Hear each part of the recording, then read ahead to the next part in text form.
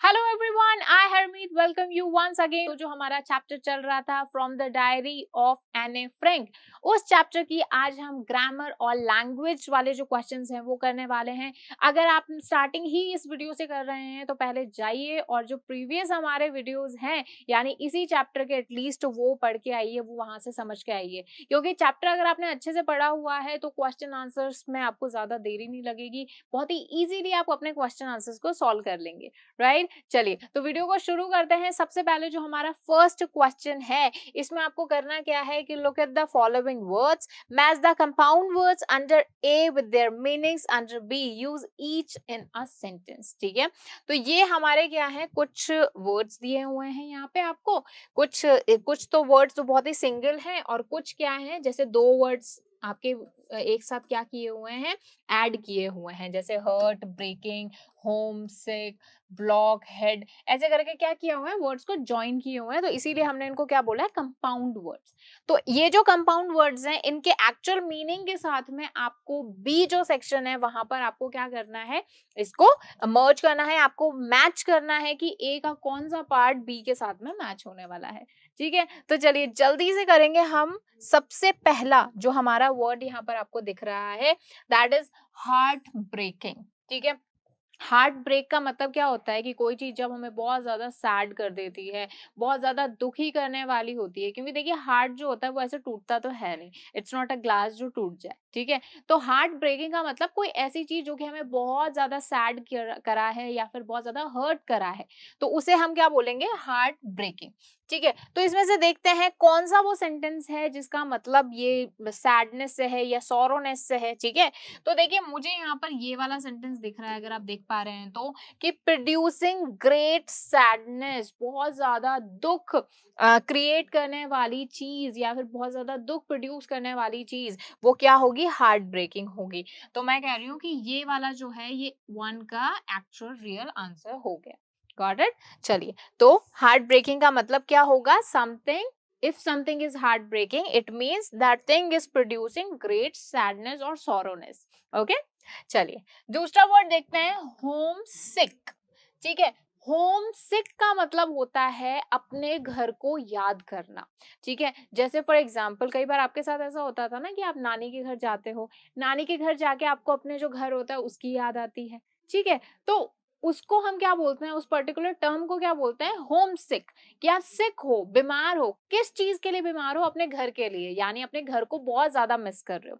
ठीक है, तो होम सिक जो है वो किस तरह से, यहाँ पर कौन सा आपको बताइए सेंटेंस दिख रहा है जिसका मतलब होम सिक हो सकता है। ठीक है, तो हिम सिक, सिक का जो मतलब है बहुत ही कहते हैं ना, स्लैंग वे में इसको यूज करते हैं, होम सिक। ठीक है, चलिए तो ये वाला जो सेंटेंस है, missing home and family very much, अपनी फैमिली, अपने घर को बहुत ज्यादा मिस करना, क्या होगा, होम सिक।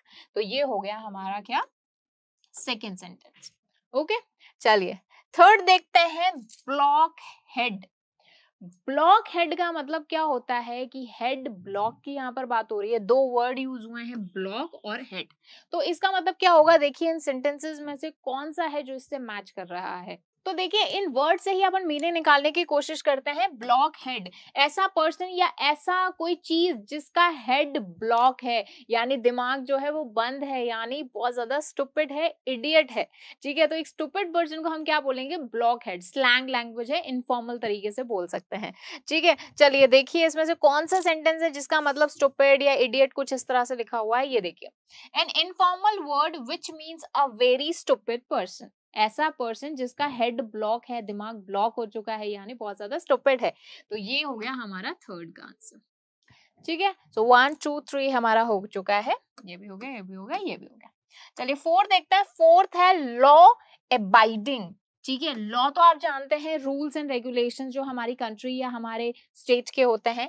अबाइडिंग का मतलब होता है मानने वाला, अबाइड करने वाला, फॉलो करने वाला। तो लॉ को यानी हमारे रूल्स को फॉलो करने वाला, उसे पर्सन को हम क्या बोलेंगे, लॉ अबाइडिंग। ठीक है, देखिए इसमें से कौन सा सेंटेंस हमें दिख रहा है। ठीक है, अच्छे से अगर आपने ये पढ़ा होगा तो आपको पता होगा कि ये जो obeying and respecting the law, ये एग्जैक्ट मीनिंग हो रहा है किसका, लॉ अबाइडिंग का। तो ये मैच करेगा किससे, फोर्थ से। Got it.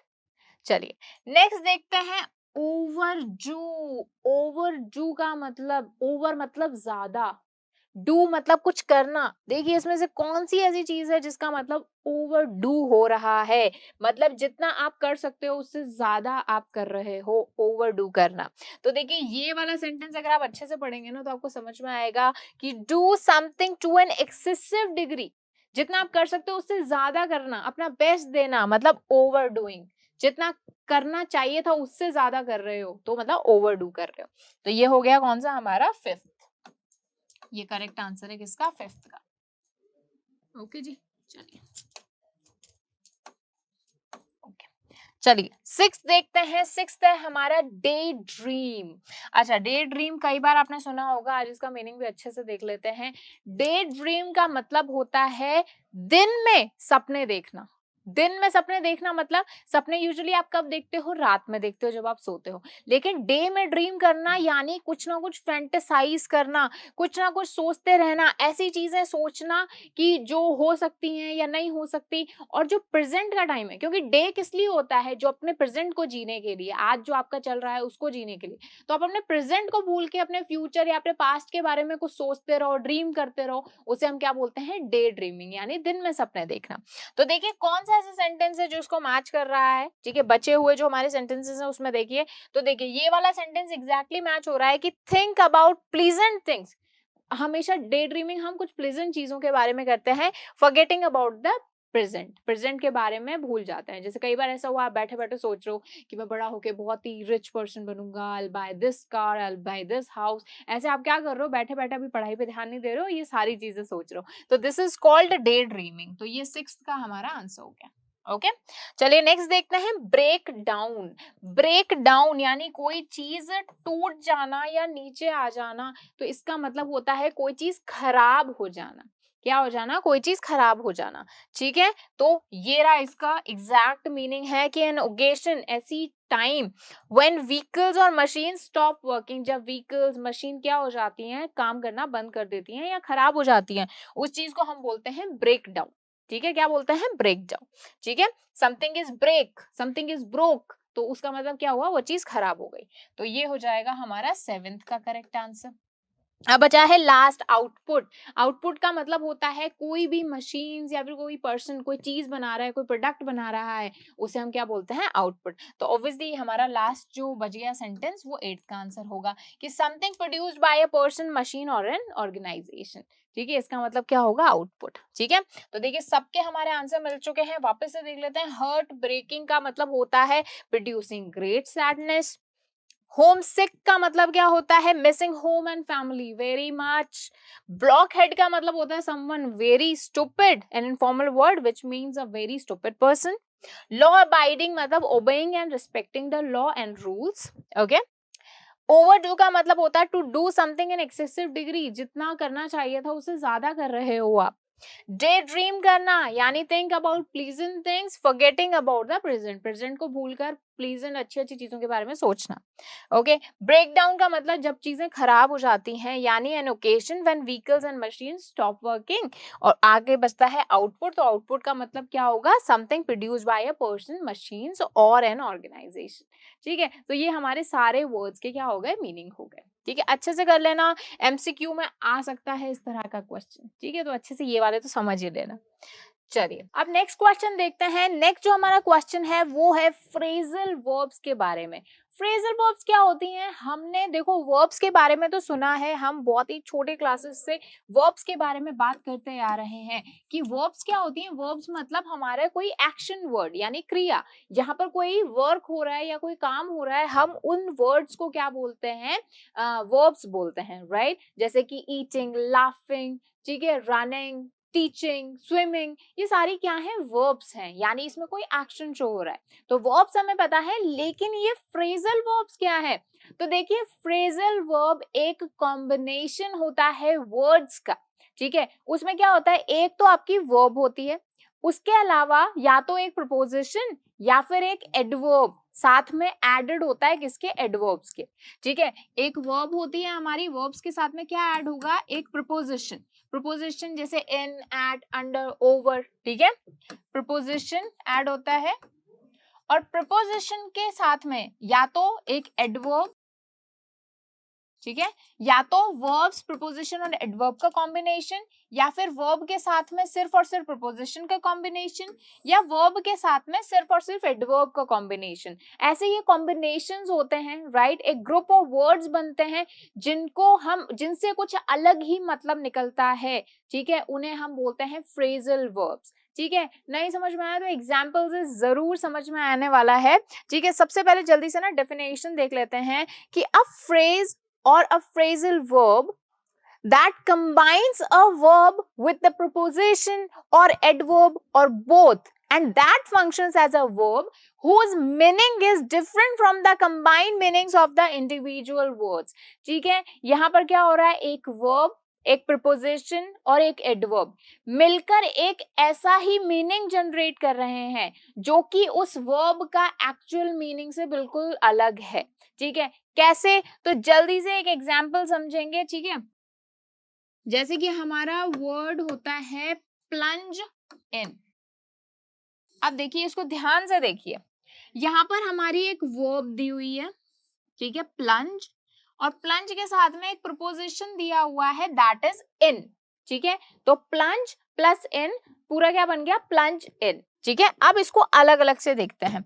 ठीक है, देखिए प्लंज का मतलब अगर मैं बात करूं सिर्फ और सिर्फ प्लंज का मीनिंग, तो प्लंज का मीनिंग क्या होता है, जंप करना यानी कूदना। ठीक है, किसी चीज पर, किसी पर्सन पर जंप करना यानी प्लंज करना, कूदना। ओके, लेकिन और इन का मतलब क्या होता है, मतलब में, किसी में कोई चीज है तो में जो होता है दैट इज इन। ठीक है, तो प्लंज मतलब हो गया जंप, इन मतलब हो गया में। ठीक है, लेकिन अगर मैं आपको बोलूं कि इसका जो मतलब है, इस जो फ्रेज का मतलब है वो जंप करने से कुछ भी रिलेटेड नहीं है, और प्लंज इन का मतलब होता है to come directly on the topic, directly on the topic पर आ जाना। ठीक है, बिना, अब जैसे मैं क्या करूं, आपको मैं कुछ भी नहीं समझाऊं फ्रेजल वर्ब क्या होती है, कैसे होती है, कैसे, मैं डायरेक्ट आपको क्वेश्चन सॉल्व करवा दूं, तो मैं क्या करूंगी, मैं प्लंज इन कर गई, यानी मैं डायरेक्ट टॉपिक से हटके और डायरेक्ट मैं लिखना शुरू कर दिया। ठीक है, तो प्लंज इन, अभी हमने चैप्टर में भी पढ़ा था कि एनए नहीं चाहती थी कि वो डायरेक्ट प्लंज इन हो या फिर बिना टॉपिक के लिखे। ठीक है, टॉपिक की इंफॉर्मेशन दिए बिना वो लिखे, वो ये नहीं चाहती थी। तो आपने देखा प्लंज का मतलब क्या होता है, जंप करना, लेकिन प्लंज के साथ जब इन ऐड हुआ तो ये बन गया एक फ्रेजल वर्ब, और इसका मतलब क्या हो गया, डायरेक्टली टॉपिक से डाइवर्ट हो गए लिखना। ठीक है, या फिर डायरेक्टली टॉपिक पर आ जाना, दैट इज प्लंज इन। ठीक है, तो आई होप फ्रेजल वर्ब का मतलब आपको समझ में आया होगा, और भी हम एग्जांपल्स करेंगे कि फ्रेजल वर्ब क्या होती हैं, एग्जांपल से आपको ज्यादा समझ में आएगा। ठीक है, तो चलिए डायरेक्टली एग्जांपल्स पे ही चलते हैं। जैसे ये देखिए हमारे एग्जांपल्स है, plunge in, ramble on, kept back, get along with। ठीक है, ये देख रहे हैं आप, ये जो सारे वर्ड्स है ना, ये फ्रेजल वर्ब्स हैं, यानी एक फ्रेज है। ठीक है, एक कहने के तौर पर हम बोल रहे हैं कि प्लंज इन, लेकिन यहाँ पर कूदने से कोई मतलब नहीं है। ठीक है, तो आई होप फ्रेजल वर्ब का मतलब समझ में आया। अभी हमें क्या करना है, देखो हमारा जो क्वेश्चन है वो क्या कहता है, हमारा क्वेश्चन कह रहा है कि now find out the sentences in the lesson. अब हमें लेसन में जो सेंटेंसेस हैं that have the phrasal verbs given below, उन सेंटेंसेस में ये फ्रेजल वर्ब्स यूज की गई हैं, match them with their meanings, उनके मीनिंग से उनको मैच करो। ठीक है, are their meanings are same of their parts, क्या उनके पार्ट्स जो हैं, यानी जैसे मैंने बताया प्लंज का मतलब होता है कूदना, इनका मतलब होता है मैं, लेकिन प्लंज इनका बिल्कुल ही डिफरेंट मतलब निकलता है, तो क्या उनका सेम मतलब है उनके पार्ट्स जैसा। ठीक है, तो आपको ये बताना है। ठीक है, एक एक करके अच्छे से समझेंगे तो आपका ये जो फ्रेजल वर्ब का कॉन्सेप्ट है ये एकदम क्लियर हो जाएगा। ठीक है, सबसे पहले हम चलते हैं, ये देखिए यहाँ पर मैंने आपके लिए कर दिया है काम आसान, नोटबुक ले लो, नहीं तो बुक में ही आप अंडरलाइन कर सकते हो, जैसा आपको ठीक लगे। ठीक है, चलिए तो फर्स्ट वर्ड लेते हैं प्लंज। ठीक है, प्लंज का मतलब होता है कूदना, लेकिन प्लंज इन का मतलब क्या हो जाएगा, go straight to the topic, direct topic पर आ जाना, बिना कोई डिस्क्रिप्शन दिए, बिना कोई आउटलाइन बताए, सीधा टॉपिक पर आ जाना। ठीक है, जैसे अगर मैं क्या करती, अगर मैं आपको फ्रेजल वर्ब के बारे में कुछ नहीं बताती और मैं डायरेक्ट आपको ये क्वेश्चन सॉल्व कराने लग जाती, तो मतलब मैं क्या करती, मैं प्लंज इन करती। ठीक है, लेकिन एक्चुअल प्लंज का मतलब क्या होता है, जंप करना, लेकिन प्लंज इन होके क्या हो गई, ये फ्रेजल वर्ब हो गई। Got it. चलिए यहाँ पर ये कहां पर यूज हुआ है हमारे सेंटेंस में कि since no one would understand a word of my stories to Kitty if I were to plunge right in, I'd better provide a brief sketch of my life much as I dislike doing so। अब यहाँ पर एने बोल रही हैं कि अगर मैं डायरेक्ट अपने जो अभी मेरी लाइफ में क्या चल रहा है मैं डायरेक्ट उस पर कूद पड़ी, यानी डायरेक्ट मैं अगर उस पर आ गई तो क्या होगा, किसी को भी कुछ भी समझ में नहीं आएगा, ना ही किटी को, किटी जो उसकी डायरी थी। तो मैं इससे पहले क्या करूंगी, अपना पूरा एक ब्रीफ स्केच दूंगी, अपनी स्टोरी लाइन बताऊंगी। ठीक है, तो यहाँ पर एने ये कह रही है। ठीक है, चलिए तो एने बोल रही है मैं डायरेक्टली स्ट्रेट टॉपिक पर नहीं जाऊंगी, मैं पहले खुद का जो इंट्रोडक्शन है वो दूंगी। ठीक है, नेक्स्ट देखते हैं केप्ट बैक। केप्ट बैक का मतलब होता है, देखो वैसे ये वर्ड किससे बना है, कीप से। कीप का मतलब क्या होता है, रखना। बैक का मतलब होता है पीछे, बिहाइंड। ठीक है, तो पीछे रखना, पीछे रखना ये एक वर्ड हो गया, अलग अलग इनका मीनिंग हो गया। लेकिन अगर मैं वर्ड यूज करती हूँ केप्ट बैक तो उसका मतलब होता है नॉट प्रमोटेड, यानी वो पर्सन, वो जो चीज है उसको आगे प्रमोट नहीं किया है। प्रमोट मतलब जैसे अभी आप क्लास 10th में है, आप कहाँ जाएंगे, आगे जाएंगे 11th में। तो मान लीजिए अगर कुछ ऐसा होता है, पढ़ाई नहीं करते, हमारी वीडियोस नहीं देखते, तो मान लीजिए आपको एग्जाम में अच्छे मार्क्स नहीं आते, तो क्या होगा, you will be kept back, कि आप और अच्छे से पढ़ाई करो, फिर नेक्स्ट ईयर आप ट्राई कीजिए। तो केप्ट बैक का मतलब क्या हो जाता है, फेल करना या फिर प्रमोट नहीं करना। ठीक है, तो केप्ट का मतलब, कीप का मतलब अलग है, बैक का मतलब अलग है, लेकिन ये दोनों जब साथ में आ जाते हैं तो इनका मीनिंग बिल्कुल चेंज हो जाता है। इसका मतलब क्या हो जाता है, प्रमोट नहीं करना, पास नहीं करना। ओके, अच्छा अब ये कहां पर यूज हुआ है हमारे जो हमारा चैप्टर है उसमें, the reason of cause is the forthcoming meeting in which the teachers decide who will move up to the next form and who will be kept back। ठीक है, और इसका जो रीजन है वो क्या है, कि जो हमारी forthcoming मीटिंग आ रही है उसमें हमारे टीचर्स ये डिसाइड करेंगे कि कौन है जो आगे मूव करेगा और कौन ऐसा है जो पीछे रह जाएगा, यानी जो फेल हो जाएगा। ठीक है, चलिए नेक्स्ट देखते हैं। तो नेक्स्ट है मूव अप। अब जैसे कि हमने क्या बोला, केप्ट बैक बोला, वैसे ही मूव अप एक वर्ड है। मूव का मतलब होता है क्या करना, मूव करना, किसी को धक्का देना या मोशन करना, मतलब किसी को मूव करना। ठीक है, अप का मतलब होता है ऊपर, ऊपर की तरफ मूव करना। लेकिन जब ये दोनों वर्ड साथ में जुड़ जाते हैं, मूव अप, तो इसका मतलब क्या हो जाता है, टू द नेक्स्ट ग्रेड, दूसरी क्लास में जाना या आगे प्रमोट हो जाना या पास हो जाना। ठीक है, यहाँ पर इसका एक और मतलब लिख सकते हैं, पास हो जाना। ठीक है, तो मूव अप का मतलब हो जाएगा पास होना। अब ये कहां पर यूज हुआ है, कि सेम जो अभी हमने सेंटेंस पढ़ा, कि जहां पर एने बोल रही थी कि नेक्स्ट अभी जो मीटिंग आ रही है उसमें डिसाइड होगा कि कौन who will move up to the next form, कौन नेक्स्ट क्लास में जाएगा यानी पास हो जाएगा, और कौन केप्ट बैक होगा यानी पीछे ही रह जाएगा यानी फेल हो जाएगा। ठीक है, नेक्स्ट हमारा जो फ्रेजल वर्ब थी वो थी रैम्बल ऑन। ठीक है, रैम्बल ऑन का मतलब होता है स्पीक और राइट विदाउट फोकस, यानी बिना सोचे समझे, बिना फोकस के, ठीक है, क्या करते रहना, लिखना या फिर बोलना, उसे हम बोलते हैं रैम्बल ऑन। ठीक है, अब ये कहां पर यूज हुआ है, कि anyone could ramble on, leave big spaces between the words, but the trick was to come up with convincing arguments to prove the necessity of talking। यहाँ पर एने बोल रही हैं कि जब उनको ऐसे मिला था उनके टीचर से और उन्होंने बोला था काफी बड़ा आपको ऐसे लिख के लाना है, तो एने बोल रही थी कि बहुत ही इजी तरीके से मैं क्या कर सकती हूँ, रैम्बल ऑन कर सकती हूँ, यानी बिना सोचे समझे लिख सकती हूँ। लेकिन यहाँ पर मेरा फोकस क्या है, यानी मैं क्या चाहती हूँ, मैं चाहती हूँ कि मेरे जो टीचर हैं वो कन्विंस हो जाए कि बोलना अच्छी बात है और मैं अपनी जो आदत है ये बोलने की इसको नहीं चेंज कर सकती। ठीक है, तो इसलिए बोल रही थी एने कि मैं रैम्बल ऑन नहीं करूंगी, यानी मैं बिना सोचे समझे, बिना फोकस के नहीं लिखूंगी। ठीक है, चलिए नेक्स्ट देखते हैं हमारी फ्रेजल वर्ब। तो नेक्स्ट फ्रेजल वर्ब है get along with. Get along, ठीक है, गेट का मतलब होता है कोई चीज मिलना, पाना। अलोंग मतलब होता है साथ में, अलोंग विद का मतलब होता है साथ में, अलोंग विथ मतलब साथ में, एक साथ। ठीक है, अब मिलना साथ में, इसका मतलब क्या हुआ, लेकिन जब ये वर्ड तीनों एक साथ आते हैं, गेट अलोंग विद, तो इसका मतलब हो जाता है किसी के साथ अच्छे रिलेशनशिप रखना। अब आप मुझे बताइए, अगर मैं आपको सारी चीजें छोड़ के सिर्फ यही देती कि गेट अलोंग विद, क्या आपको इसका मतलब समझ में आ पाता? क्या आप समझ पाते कि जो ये फ्रेज है इसका मतलब ये होगा कि अच्छे रिलेशनशिप होना किसी के साथ? नहीं। तो यही हम पढ़ रहे हैं कि फ्रेजल वर्ब्स क्या होती हैं। फ्रेजल वर्ब में जब वर्ड्स आपस में इस तरह से जोड़े जाते हैं कि उनका मीनिंग बिल्कुल ही उनके एक्चुअल मीनिंग से डिफरेंट हो जाता है। ठीक है। सो गेट अलोंग विद का मतलब होता है have a good relationship with, किसी के साथ बहुत अच्छे रिलेशनशिप रखना। ठीक है। कहां पर यूज हुआ है ये सेंटेंस में? I get along pretty well with all of my teacher, मैं अपने सारे टीचर्स के साथ में बहुत ही अच्छे रिलेशनशिप रखती हूँ, या फिर मेरे जो जितने भी टीचर्स हैं उनके साथ मेरे टर्म्स बहुत अच्छे हैं। ठीक है। तो गेट अलोंग विथ का मतलब क्या हो गया? किसी के साथ अच्छे रिलेशनशिप रखना या किसी के साथ अच्छे से रहना। ओके, चलिए नेक्स्ट देखते हैं। तो नेक्स्ट जो हमारा फ्रेजल वर्ब है वो है काम डाउन। ठीक है। काम डाउन का मतलब क्या होता है? काम का मतलब होता है शांत, डाउन का मतलब होता है नीचे। लेकिन इन दोनों को जब आप ऐड करते हो तो काम डाउन, तो इसका मतलब बन जाता है किसी को चुप कराना, ठीक है, या फिर चुप रहना, वो क्या हो जाएगा? Calm down.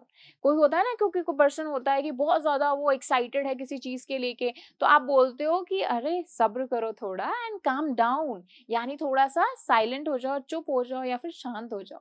ठीक है। तो काम डाउन का मतलब टू मेक और रिमेन क्वाइट। ठीक है। ओके, सो अभी यहाँ पर कहाँ पर ये सेंटेंस में यूज हुआ है कि इवन जीज, जीज जो थी उसकी फ्रेंड थी, बेस्ट फ्रेंड थी एने फ्रैंक की, even G is pleading advances and my angry outburst can't calm them out. जब एने के जो क्लासमेट थे, दो बॉयज थे जो बहुत ज्यादा शोर कर रहे थे और आपस में बेट लगा रहे थे कि कौन पास होगा कौन फेल होगा, तब एने की जो बेस्ट फ्रेंड है उन्होंने क्या किया, बहुत ज्यादा उनको बहुत प्लीड किया कि प्लीज शांत हो जाओ, और एने ने उन पर बहुत गुस्सा किया, बट फिर भी वो ये चीज ने उनको शांत नहीं किया। तो काम डाउन का मतलब क्या होता है? To remain quiet. ठीक है। चलिए जी नेक्स्ट देखते हैं। नेक्स्ट जो हमारा फ्रेजल वर्ब है दैट इज स्टे इन। ठीक है। स्टे मतलब रहना, इन मतलब इन। अब स्टे इन का मतलब होता है इंडोर्स, यानी अपने घर के अंदर रहना। ठीक है। स्टे इंडोर्स का मतलब क्या होता है? अपने घर के अंदर रहना। इस फ्रेज का मतलब यूज देखते हैं इसका कहाँ हुआ है सेंटेंस में। तो वो हुआ है कि I thought of this saying on one of those days when I was feeling a little depressed and was sitting at home with my chin in my hands, bored and listless, wondering whether to stay in और go out. ठीक है। यहाँ पर मैंने बोल रही है कि मैं जब डायरी लिखना मैंने शुरू की तो मैं सोच रही थी कि मेरा कोई फ्रेंड होता काश। तो मैं उस टाइम के बारे में सोच रही थी कि जब मैं क्या कर रही थी, घर पे बैठी बैठी बोर हो रही थी, अपने चिन पर हाथ रख के बैठी थी और सोच रही थी कि अब मैं घर बाहर जाऊं या फिर घर के अंदर रहूं, यानी I was thinking whether to stay in और गो आउट, या तो मैं घर के अंदर रहूं या फिर घर से बाहर जाऊं। तो स्टे इन का मतलब क्या हो गया? स्टे इंडोर्स, यानी घर में रहना या फिर जहां आप हो वहीं पर रहना। ठीक है। तो स्टे इन का मतलब आपको समझ में आ गया। नेक्स्ट देख लेते हैं। नेक्स्ट का मतलब है, नेक्स्ट जो हमारा फ्रेज है काफी अच्छा है, वो है मेक अप फॉर। ठीक है। अब इसका ना एक एक करके मतलब देखते हैं कि मेक का मतलब क्या होता है? बनाना। अप का मतलब होता है ऊपर, फॉर का मतलब होता है के लिए। ठीक है। बनाना, ऊपर, के लिए, क्या इनका कोई सेंस बन रहा है? नहीं। लेकिन अलग अलग इन वर्ड्स को कर दो तो इनका कोई सेंस नहीं है। लेकिन अगर हम इनको एक साथ ऐड करते हैं यानी मेक अप फॉर, तो इसका मतलब हो जाता है किसी चीज के लिए कंपनसेट करना, यानी किसी चीज का कहते हैं ना भुगताना। मतलब जैसे मान लो आपने कुछ गलत किया है तो उसके लिए आपको क्या करना? मेकअप करना, यानी कंपनसेट करना, कि उसकी भरपाई करना, दैट इज मेकअप फॉर। ठीक है। तो अब ये कहां पर यूज हुआ है सेंटेंस जो है कि this birthday celebration in 1942 was intended to make up for the other. ठीक है। जब आपको पता है कि 1941 में जब एने की ग्रैंड मदर क्या हो गई थी? एक्सपायर हो गई थी, उनकी डेथ हो गई थी, तो उस वजह से एने का जो 1941 का जो बर्थडे था वो सेलिब्रेट नहीं हो पाया था। लेकिन 1942 में उनका बर्थडे बहुत ही अच्छे से मनाया गया था, जिससे कि जो लास्ट ईयर वाला बर्थडे है ना वो कंपनसेट हो जाए, यानी उस बर्थडे पे जो सेलिब्रेशन नहीं हुआ था उसकी क्या हो जाए? भरपाई हो जाए। ठीक है। तो मेकअप फॉर का मतलब किसी चीज के लिए कंपनसेट करना या उसकी भरपाई करना। ओके। चलिए नेक्स्ट देखते हैं। Hand in. ठीक है। हैंड इन का मतलब क्या होता है? हैंड का मतलब होता है हाथ, इन मतलब में। लेकिन हैंड इन को अगर हम ऐड कर देते हैं तो इसका बहुत ही अच्छा मीनिंग बनता है कि गिव एन असाइनमेंट, या तो कोई असाइनमेंट या कोई होमवर्क या कोई work to a person in authority. ठीक है, किसी पर्सन को, किसी अथॉरिटी को कोई काम सबमिट कराना, उसे हम बोलते हैं हैंड इन। ठीक है, जैसे कि आपने होमवर्क किया, आपने टीचर को सबमिट कराया, तो आपने टीचर को क्या कराया, हैंड इन कराया, यानी उनके हाथों में दिया कि ये लीजिए मेरा होमवर्क हो गया। ठीक है, आपके ऑफिस में काम करते हैं, वहां पर आपको बॉस ने कुछ बोला कि आप ये काम करके लाइए, आपने बॉस को अपना काम दिया कि ये लीजिए मेरा काम हो गया, तो आपने क्या किया, हैंड इन किया, यानी उनको सबमिट कराया अपना काम। ठीक है, सो हैंड इन का मतलब गिव एन असाइनमेंट या फिर work to a person in authority. Person in authority या तो कोई टीचर हो गया, या आपका बॉस हो गया, या आपके पेरेंट्स हो गए।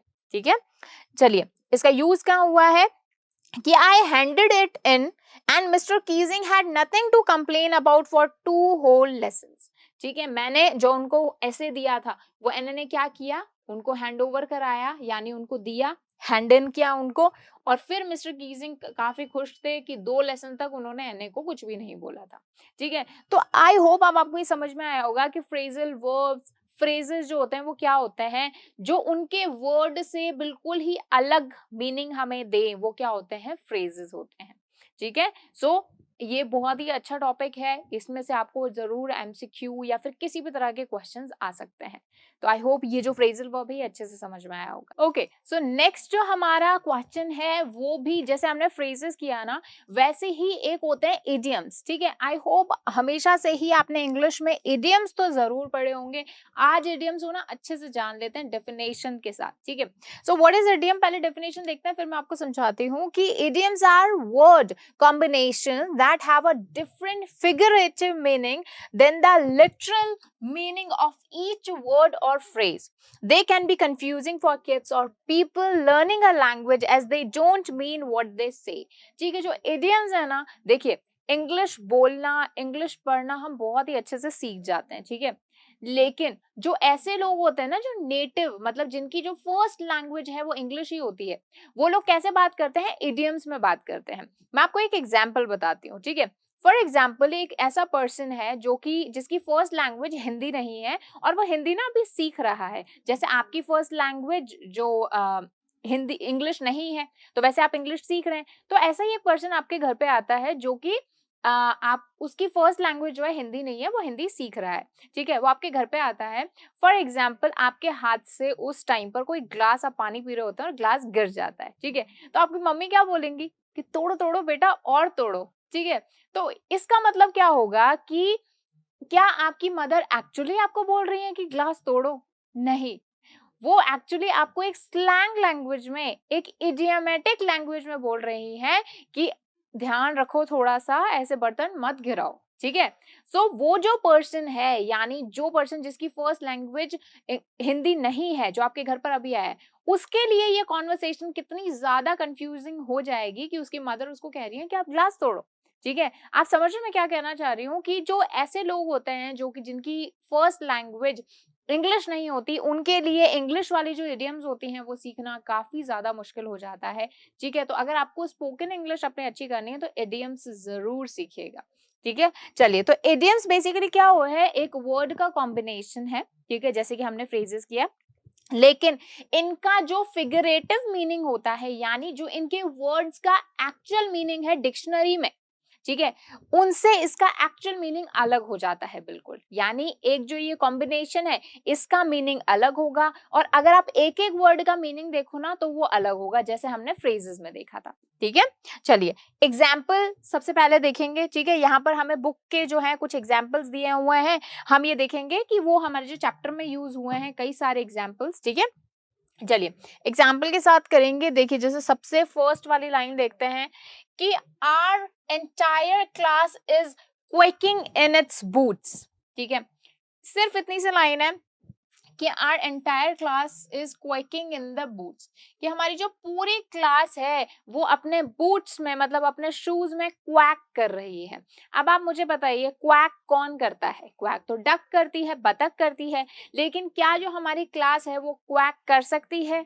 ठीक है, क्या ह्यूमन क्वैक करते हैं? नहीं करते हैं। लेकिन फिर भी ऐसा क्यों बोला गया है? तो अगेन ये क्या है, एक इडियम है, एक तरह का फ्रेज है जिसका जो एक्चुअल मीनिंग है, क्योंकि क्वैकिंग क्या होता है, अ साउंड ऑफ डक, जैसे डक साउंड निकालती है, क्वैकिंग इन इट्स बूट्स, तो उनके बूट्स में क्वैक क्वैक हो रही है। तो इसका मतलब क्या है, जब आप बहुत ज्यादा नर्वस होते हैं तो क्या होते हैं, आप एकदम नर्वस, अपने पैरों को कंट्रोल नहीं कर पाते, ऐसे ऐसे ऐसे से आपके पैर करते हैं, ठीक है।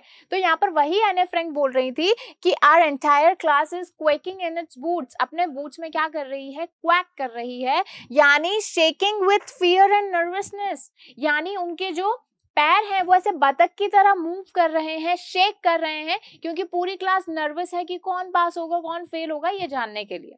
तो समझ में आया, क्वैकिंग इन द बूट्स, इसका आप अलग अलग मतलब देखो, क्वैकिंग मतलब बतख की आवाज निकालना, बूट्स में, क्या बूट्स में बतख की आवाज आ सकती है? नहीं। लेकिन इसका मतलब क्या है, फिगरेटिव मीनिंग इसका बिल्कुल अलग हो जाएगा कि shaking with fear and nervousness, nervousness और डर के साथ में शेक करना, उसका मतलब क्या हो जाएगा, क्वैकिंग इन इट्स बूट्स। ओके, चलिए दूसरा देख लेते हैं जल्दी से कि until then we keep telling each other to not to lose heart, ठीक है, तब तक हम सब एक दूसरे को बोल रहे थे, क्या बोल रहे थे, नॉट टू लूज हार्ट, कि अपना हार्ट लूज मत करो, लूज मतलब खो मत। आप मुझे बताओ, आपको जो हार्ट है, क्या आप ऐसे निकाल के खो सकते हो? नहीं। क्या हो सकता है ऐसा कि आप अपने हार्ट को खो दो कहीं? हो ही नहीं सकता। तो फिर यहाँ पर एने क्या बोलना चाह रही है, एने बोल रही है कि तब तक हमने बोला कि आप सब अपने दिल को मत खो, ठीक है। तो अब इसका मतलब क्या हुआ, देखिए यहाँ पर क्या हुआ, हार्ट का मीनिंग अलग हो गया, लूज का मतलब अलग हो गया, लेकिन जैसे ये दोनों साथ में आए, यानी नॉट टू लूज हार्ट, उसका मतलब हो जाएगा नॉट टू लूज होप, कि आप आशा मत छोड़िए, आप होप मत छोड़िए, बी कॉन्फिडेंट, पॉजिटिव रहिए, पॉजिटिव रहिए। एने फ्रैंक ऐसा बोल रही हैं अपने फ्रेंड्स को कि नॉट टू लूज हार्ट। तो आपने देखा कि नॉट टू लूज हार्ट यानी हार्ट लूज करना, इसका मतलब क्या होता है, होप छोड़ देना। तो एने बोल रही हैं कि आप अपना हार्ट लूज मत करो, यानी होप मत लूज करो, ठीक है। चलिए जी नेक्स्ट देखते हैं कि Mr Keesing was annoyed with me for ages because I talk so much. एने बोल रही हैं कि मिस्टर कीजिंग जो थे वो मेरे साथ बरसों से, एजेस का मतलब होता है बरसों से, बरसों से मतलब आप समझ लीजिए एजेस मतलब सदियों से, ठीक है, बहुत ही सदियों से, सेंचुरी से, बहुत ही लंबे टाइम से मेरे साथ क्या है, गुस्सा है या फिर अनॉयड है या फिर मुझे पसंद नहीं करते क्योंकि मैं बहुत ज्यादा बात करती हूँ। अब आप मुझे बताइए कि एने अभी खुद कितने साल की जो डायरी लिख रही हैं, वो है 13 ईयर्स की, ठीक है। उन्होंने क्लास में एडमिशन कब लिया था, 6th स्टैंडर्ड के बाद में, क्योंकि 6th स्टैंडर्ड तो वो मॉन्टेसरी स्कूल में पढ़ रही थी, ठीक है, मिसेस कूपरिस के साथ में। तो आप सोचिए कि इससे हमें ये पता चलता है कि मिस्टर कीजिंग और जो हमारी एने है उनका रिलेशन, यानी वो एक दूसरे को ज्यादा टाइम से नहीं जानते, हो सकता है 2 या 3 साल, लेकिन यहाँ पर एने ने क्या बोला है, फॉर एजेस, यानी सदियों से। एने तो खुद अभी 13 साल की है, तो वो ऐसा क्यों बोल रहे हैं एजेस, एजेस का मतलब जैसे कि स्टोन एज आया, ठीक है, फिर अभी हमारा मशीन एज आया, तो समझो आप कितना ज्यादा डिफरेंस है। एजेस का मतलब क्या होता है, मतलब बहुत सारी सदियां, बहुत सारी सेंचुरीज। तो एना ऐसा क्यों बोल रही है जबकि वो खुद अभी 13 साल की हैं और मुश्किल से 1 या 2 साल से वो मिस्टर कीजिंग को जानती हैं। वो ऐसा इसलिए बोल रही हैं क्योंकि ये एक स्लैंग लैंग्वेज है, ये क्या है, कि इडियम है, एक मुहावरा है, जिसका मतलब क्या है, सिंस अ लॉन्ग टाइम, कि काफी लंबे टाइम से वो मुझसे गुस्सा है। अब वो काफी लंबा टाइम 2 महीने है या 3 महीने है या 1 साल है या 2 साल है, हमें नहीं पता, लेकिन वो बोल रहे हैं कि काफी लंबे टाइम से वो मुझसे गुस्सा रहते हैं या मुझे पसंद नहीं करते, ठीक है। तो फॉर एजेस, जैसे कि I have been teaching you from ages, अब भले मुझे कुछ ही टाइम हुआ है, लेकिन मैं जब बोल रही हूँ ना एजेस, तो इसका मतलब है काफी लंबे टाइम से या फिर एडिक्वेट टाइम से, क्योंकि जितना टाइम जरूरी है उतना टाइम से। ओके, चलिए नेक्स्ट देखते हैं कि Mr Keesing was trying to play a joke on me with this ridiculous subject, but I'd make sure that joke was on him, ठीक है, सिर्फ इतना सा देखो कि the joke was on him, कि ये जो मजाक मिस्टर कीजिंग ने मेरे साथ किया है ना, उन्हें लग रहा है कि वो मेरे साथ मजाक कर रहे हैं, लेकिन मैं उन्हें प्रूव करूंगी कि ये जो जोक है वो उनके ऊपर है, ठीक है, यानी ये जो मजाक है ये उनका मजाक बन रहा है। तो यानी वो क्या बोल रही हैं, that joke was on him. अब आप मुझे बताइए, क्या आप जाके अपने टीचर का मजाक उड़ा सकते हैं? नहीं उड़ा सकते, ठीक है। लेकिन फिर एने ऐसा क्यों बोल रही है? एने बोल रही हैं कि मैं इतना अच्छा ऐसे लिखूंगी कि मेरे जो टीचर हैं, जो मुझे शर्मिंदा करना चाहते हैं, मुझे ये प्रूव करना चाहते हैं कि मुझे कम बोलना चाहिए, मैं उन्हें कन्विंस कर दूंगी कि नहीं, आप गलत हैं और मेरे जो बोलने वाली आदत है ये मेरे लिए सही है और मैं इसको चेंज नहीं कर सकती। तो यानी एने उनको क्या कर रही है? बीट कर रही है, यानी उनके जो आर्ग्यूमेंट्स हैं उनको चेंज कर रही है, यानी ही वॉज आउटविटेड बाय हर। आउटविटेड मतलब एने ने उनको हरा दिया अपने आर्ग्यूमेंट से, जो उनके थॉट्स थे उनको चेंज कर दिया एने ने।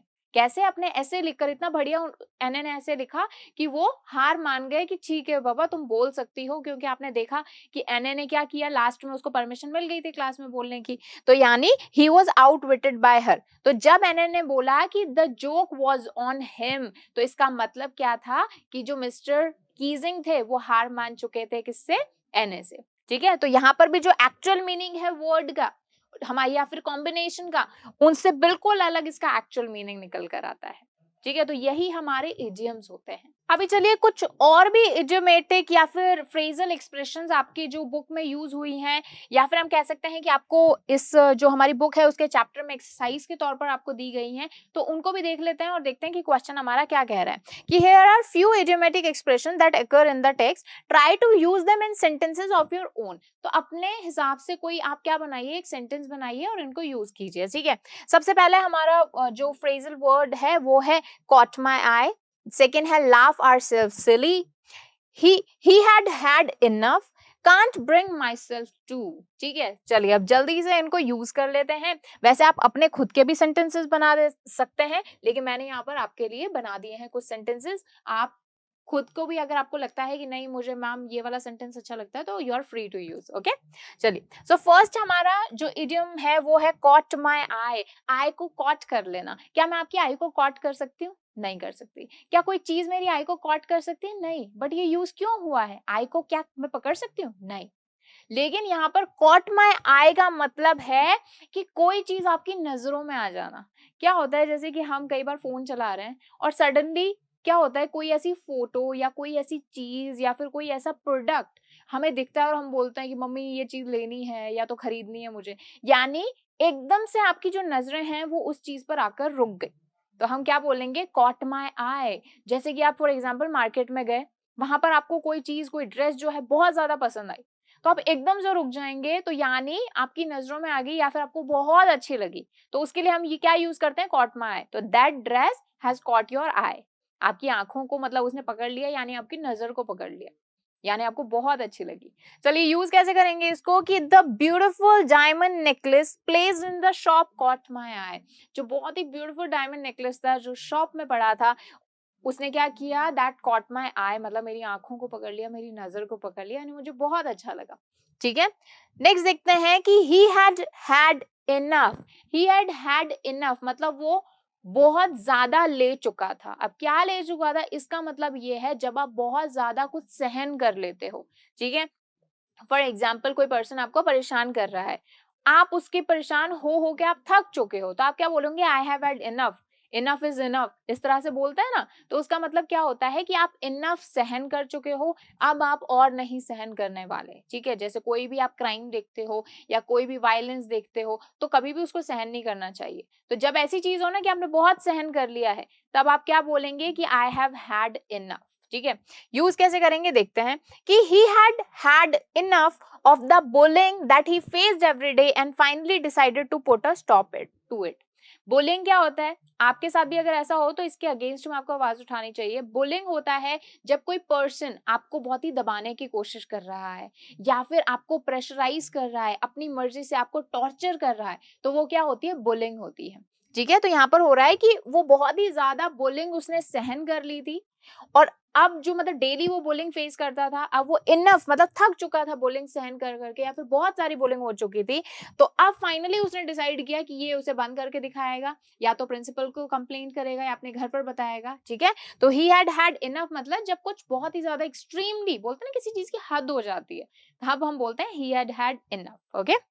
चलिए नेक्स्ट देखते हैं कि लाफ आरसेल्फ सिली, ठीक है। लाफ आरसेल्फ सिली यानी पागलों की तरह हंसना, ठीक है, पागलों की तरह हंसना कि हम खुद में ही कैसा हंसे, पागलों की तरह हंसे। यूज देखते हैं इसका कि John and I laugh ourselves silly each time we watch the new cartoon show. John और मैं जो हैं बिल्कुल एकदम पागलों की तरह हंसते हैं जब भी हम कोई नया कार्टून शो देखते हैं। ओके, नेक्स्ट देखते हैं कि can't bring myself to.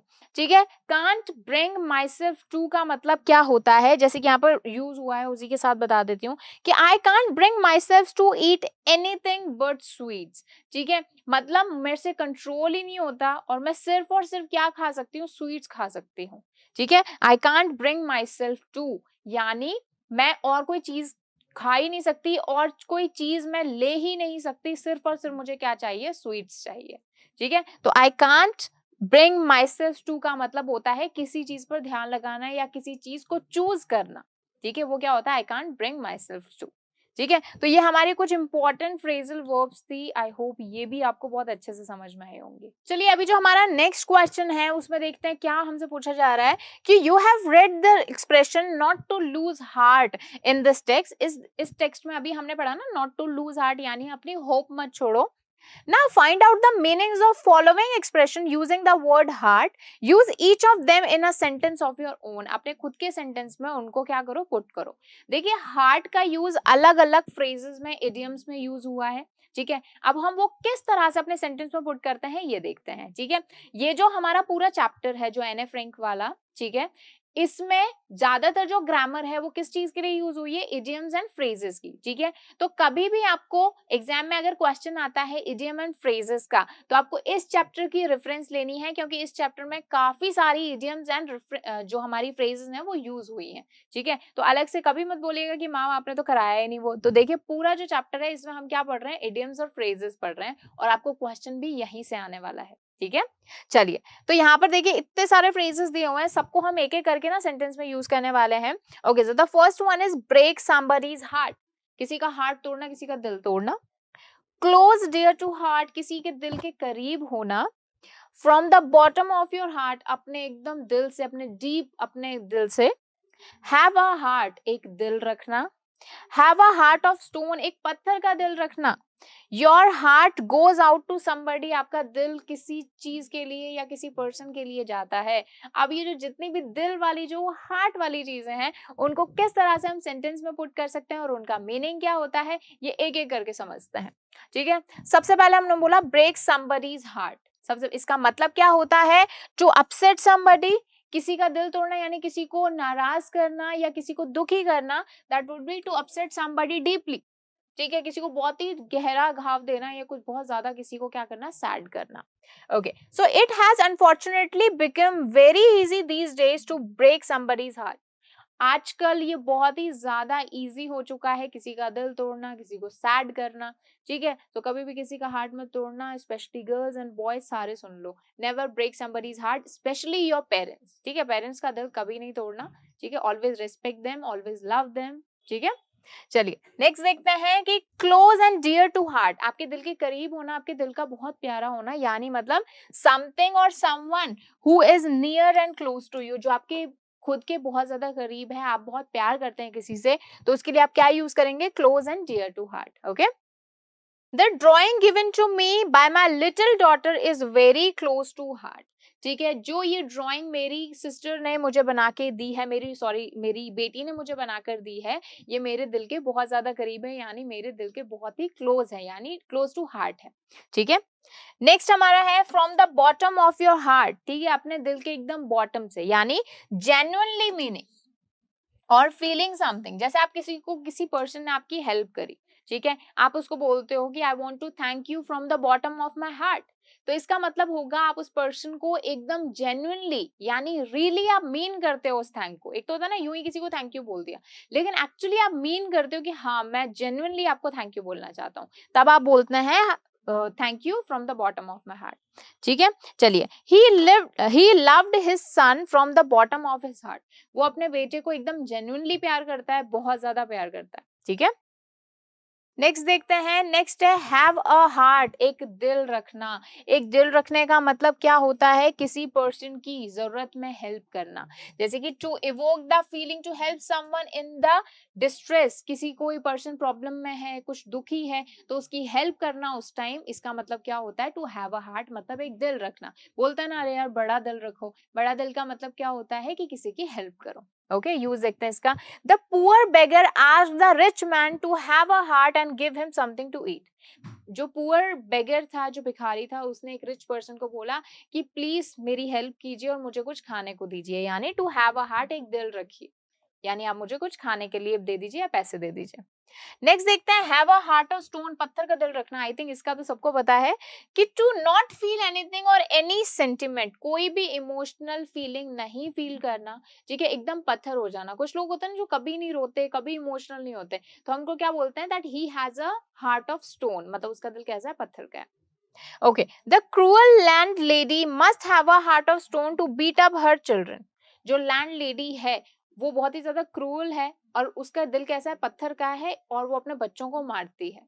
ठीक है, बच्चों को क्यों मारेगा कोई, जब उसका दिल कैसा होगा, पत्थर का होगा। ठीक है, अदरवाइज कोई भी मदर जो है अपने बच्चों को नहीं मारती। ठीक है, नेक्स्ट देखते हैं इसका कि योर हार्ट, लेकिन जब तभी होगा ऐसा जब आप एक अच्छे बच्चे हो। ओके, तो ये नहीं कि हमारी मम्मा तो हमें मारती हैं, बिल्कुल आप गलती करते होगे कुछ ना कुछ। ठीक है, your heart goes out to somebody, जब आपका दिल किसी चीज की तरफ जाए, इसका मतलब होता है टू सिंपैथाइज विद समवन, किसी के साथ सिंपैथी रखना या किसी के लिए कोई फीलिंग रखना, किसी के दुख में दुखी होना, that would be your heart goes out to somebody.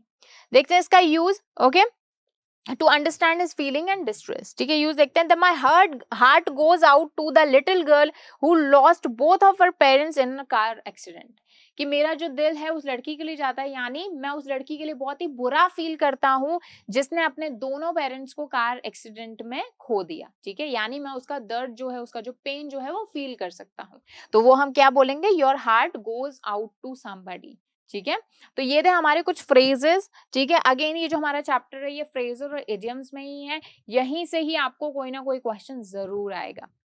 चलिए, लास्ट क्वेश्चन देख लेते हैं हमारा, वो है कॉन्ट्रैक्टेड फॉर्म्स। ठीक है, कॉन्ट्रैक्टेड फॉर्म्स क्या होता है कि इंग्लिश में, ऐसा हिंदी में नहीं किया जाता, सिर्फ और सिर्फ इंग्लिश में क्या होता है कि दो वर्ड्स, स्पेशली एक सब्जेक्ट और एक हेल्पिंग वर्ब, इन दोनों को कॉन्ट्रैक्ट कर दिया जाता है, यानी आपस में जोड़ दिया जाता है। ठीक है, एग्जाम्पल ले लेती हूं, जैसे कि ये वर्ड देखिए, I have.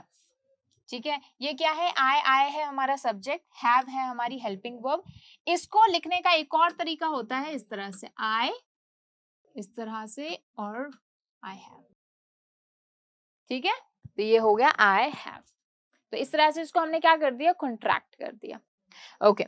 The contracted form, also known as contractions in English grammar, refers to when a word is made by combining two words together, omitting some letters and replacing them with an apostrophe. ठीक है, ये जो हमने लगाया ना यहाँ पर, इसको हम बोलते हैं apostrophe. Okay? तो यहाँ पर क्या बोला जा रहा है कि दो वर्ड्स को इस तरह से जोड़ना कि कुछ जो लेटर्स हैं वो हम हटा दें, जैसे अब मैंने एच और ए हटा दिया है यहाँ से, और आई एपोस्ट्रोफी और वी ई लगा दिया, तो इसको हम क्या बोलते हैं, कॉन्ट्रैक्शंस। ठीक है, और बहुत ही कॉमन प्रैक्टिस है ये, are most commonly used in informal English to convey a friendly and casual tone. ठीक है, जैसे कि मैं बोलती हूँ, अगर मैं मान लीजिए कोई स्पीच दे रही हूँ, मैं बहुत ही फॉर्मल तरीके से कहीं बात कर रही हूँ, तो मैं बोलूंगी I have eaten my food, मतलब मैं अपना खाना खा चुकी हूँ। ठीक है, या फिर आई हैव टेकन माई फूड। ठीक है, फॉर एग्जाम्पल मेरे टीचर या मेरे बॉस मुझसे आकर पूछते हैं कि have you taken your food, तो मैं बोलूंगी yes sir I have taken my food, मतलब मैं बहुत ही फॉर्मली जवाब दूंगी। लेकिन मान लीजिए यही मेरा कोई फ्रेंड आके मुझसे पूछता है, तो मैं फ्रेंड के साथ तो अपन कैसे रहते हैं, बहुत ही फॉर्मली रहते हैं, एकदम कैसे भी बोलते हैं। ठीक है, सो मैं उसको क्या बोलूंगी, वो मुझसे पूछेगा कि तुमने खाना ले लिया है, तुमने खाना खा लिया, तो मैं बोलूंगी या I have taken my food.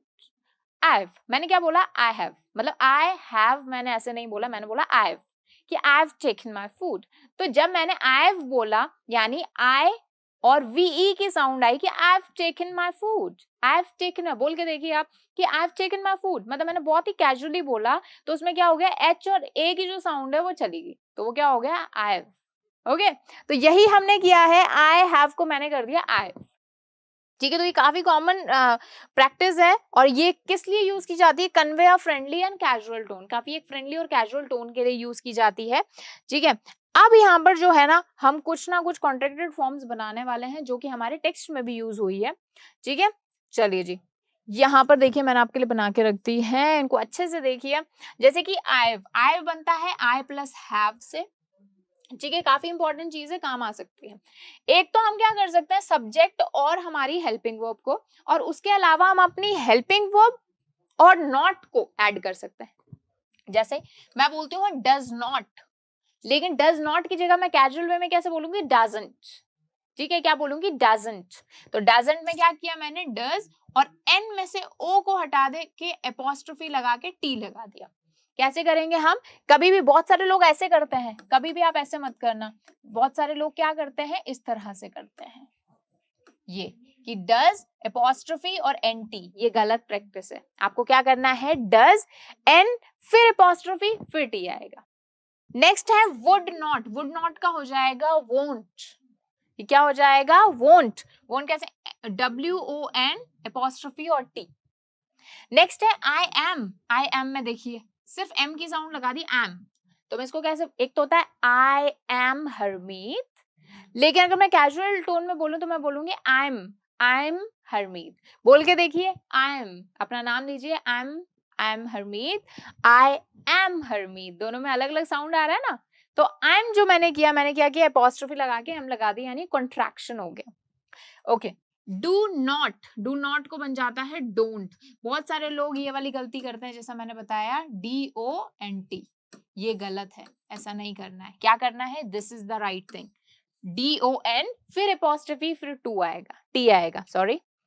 Next है कैन नॉट का क्या बना दिया, कांच बोलते हैं ना आप, एक तो होता है कैन नॉट, पूरा वर्ड बोला आपने, और एक बोलिए can't, I can't do that. ठीक है, सो वो हमने क्या कर दिया, कॉन्ट्रैक्शन कर दिया। नेक्स्ट है इट इज को हमने क्या कर दिया, इट्स, या इट इज माइन, या फिर या इट्स माइन। ठीक है, सो एक और कंफ्यूजन जो सबसे ज्यादा करते हैं कि ITS और IT'S, इन दोनों में बहुत ज्यादा फर्क होता है। इट्स का मतलब किसी नॉन लिविंग चीज या फिर किसी एनिमल का या बेबी का क्या बताना, पोजेशन बताना। इट्स ये वाला जो है पॉजिटिव वाला, इसका मतलब होता है इट इज। ठीक है, तो दोनों में बहुत फर्क होता है। नेक्स्ट है दैट्स किसके लिए है, दैट इज। ओके, नेक्स्ट है आई वुड का देखो सबसे छोटा है, आइड, इस तरह से IND, आइड, कि आई वुड डू दैट, या तो मैं ऐसे बोलूं या फिर बोलूं आई डू दैट। बोल के देखिए कि आई वुड रन, और आप इसको बोलिए I'd run। ओके, सो ये हमने क्या कर दिया, कॉन्ट्रैक्शन कर दिया। ऐसे क्या होता है, आप जल्दी जल्दी बोल सकते हो। नेक्स्ट हमारा है हैव नॉट, तो हैव नॉट का कैसे हो जाएगा, haven't, have n apostrophe G, got it. चलिए नेक्स्ट हो जाएगा डिडंट का हो जाएगा डिड नॉट, हु और इल, हु, कि हु विल डू दैट, या तो मैं ऐसे बोलूं या फिर मैं बोलूं who will do that. Okay, समझ में आया डिफरेंस।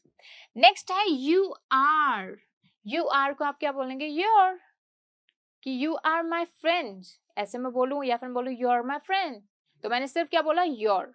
ओके, नेक्स्ट हो जाएगा वी विल, कि वी विल गो देयर, या तो मैं ऐसे बोलूं या फिर बोलूं विल गो देयर, तो विल बना दिया मैंने सिर्फ, तो विल का मतलब क्या हो गया, वी विल। ओके, नेक्स्ट है देयर इज को कॉन्ट्रैक्ट करके हमने क्या बना दिया, देयर्स, कि देयर इज अ बॉय, इसको मैं क्या बोल सकती हूँ, देयर इज अ बॉय। ठीक है, ऐसे फॉर्मल इंग्लिश, इनफॉर्मल इंग्लिश हो गई है। नेक्स्ट है ही हैड, तो ही हैड का हो गया हीड, कि ही हैड डन दैट, उसको मैं कैसे बोल सकती हूँ, ही डन दैट। ठीक है, हीड कर दिया मैंने। नेक्स्ट है हु इज मैं बोलूं कि हु इज माय फ्रेंड। ठीक है, और इसको मैं क्या बोल सकती हूँ, हुज माय फ्रेंड। ओके, सो ये क्या हो गया, फॉर्मल से इनफॉर्मल इंग्लिश में हम आ गए। नेक्स्ट है हैव नॉट का मैंने आपको बता दिया हैवंट। ओके, सो ये थे हमारी कॉन्ट्रैक्शन फॉर्म्स, ठीक है। बहुत ही इंपॉर्टेंट है ये, क्योंकि जब हम इंग्लिश बोलना सीखते हैं, जब हम इनफॉर्मली बात करना सीखते हैं, तब बहुत ज्यादा यूजफुल होती हैं ये फॉर्म, ठीक है। इनको याद रखिएगा, अच्छे से स्क्रीनशॉट ले लो, एक बार सब रिवाइज कर लेना, ठीक है। सो ये था हमारा बहुत ही प्यारा सा chapter from the diary of Anne Frank. बहुत ही अच्छा चैप्टर है, बहुत ही इंपॉर्टेंट चैप्टर है, इसकी ग्रामर भी बहुत इंपॉर्टेंट है, इसके क्वेश्चन आंसर्स भी बहुत इंपॉर्टेंट है, और चैप्टर तो खुद में इंपॉर्टेंट है ही, राइट। सो आई होप मजा आया होगा इसमें। सारे जो चैप्टर्स हैं ना आपको अच्छे से पढ़ने हैं। इसी चैनल पर आपको प्लेलिस्ट मिल जाएगी इंग्लिश की, जिसमें आपको आपकी जो बुक है क्लास 10th की, दोनों जो हमारे लिटरेचर बुक्स हैं, दोनों से आपको पूरे सारे चैप्टर्स करवाए हैं मैंने। उसके अलावा इसी चैनल पर ना आपको सारे सब्जेक्ट्स का भी जो कंटेंट है वो इसी चैनल पर मिलेगा, तो चैनल को सब्सक्राइब जरूर कर लेना, जिससे एक भी वीडियो मिस ना हो। चैनल को लाइक कर देना, और जो भी अपने फ्रेंड्स हैं ना क्लास में, उन सबको शेयर कर दो video. Okay, thank you so much.